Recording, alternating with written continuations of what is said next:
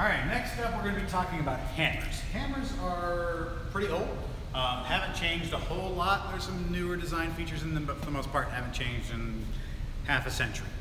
So this is your basic clawed hammer. They call it because it has claws, right? So you can see the claws right there.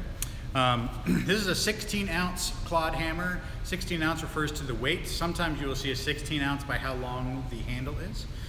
They are designed for putting in and taking out nails, right? That's the general process. A couple things that I want to talk about the hammer before I end demonstrations. The handle is basically a lever or a lever.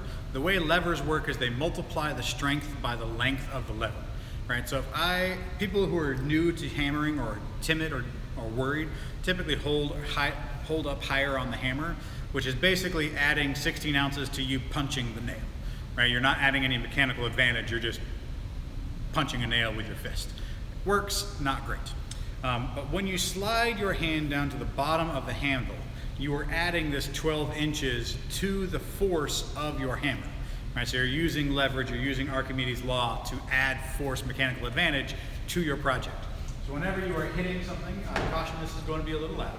Right? You want to make your target, you want to hold it down, you want to bend at the wrist, so you don't want to kind of bend with the elbow, or you don't want to bend with the shoulder, you want to bend with the elbow. Bend at the elbow and smack on down. Right? So when you're typically putting in a nail, you want to hold it, tap it in, get it, hit it once, hit it twice. Theoretically, if you're a good carpenter, you should be able to get a nail in with 2 hits.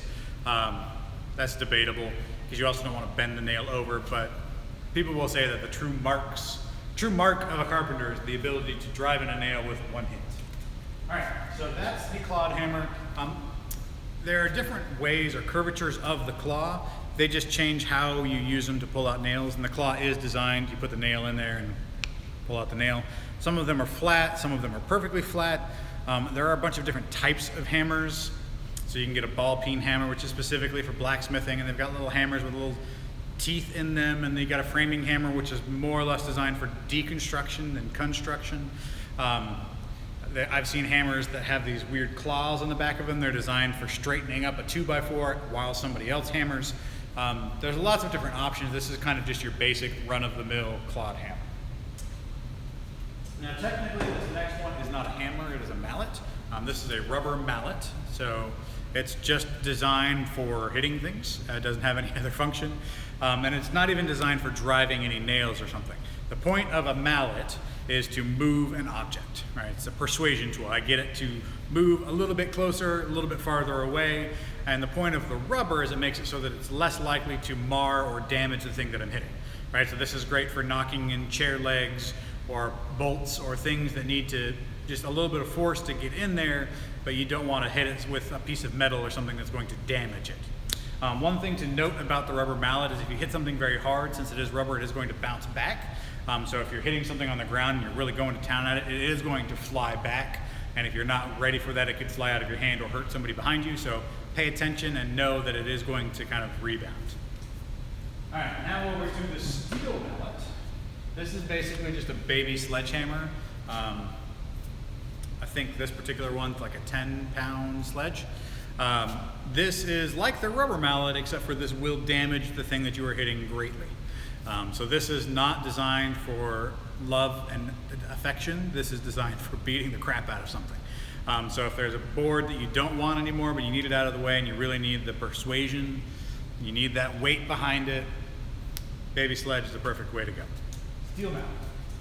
The last one on the list for this video is the dead blow. Dead blows are relatively new technology. I say this to a bunch of 18-year-olds, right? This has probably been around as long as you've been alive, which makes it relatively new. So this is a solid cast polyurethane sheath. So all around this is one piece of plastic. So similar to a rubber mallet, since it's got plastic or polyurethane on it, it makes it so it's less likely to damage the thing that you're doing. So there's a little bit of absorption in this material. So if I'm hitting a bolt, I'm not going to dent the bolt or scratch the bolt. And it also has lead shot inside of it. You can kind of hear the maraca sound.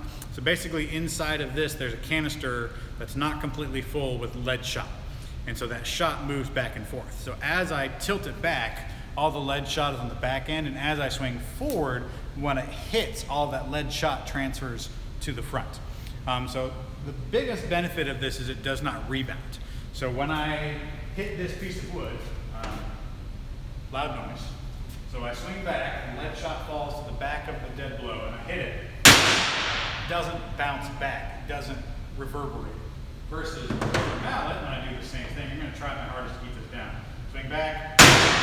You saw how high up it bounced with me trying to keep control of it.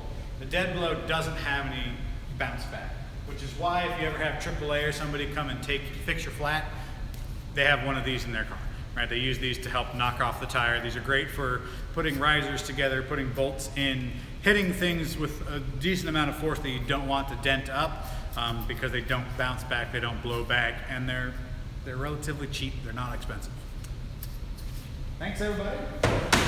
Look forward to the next video.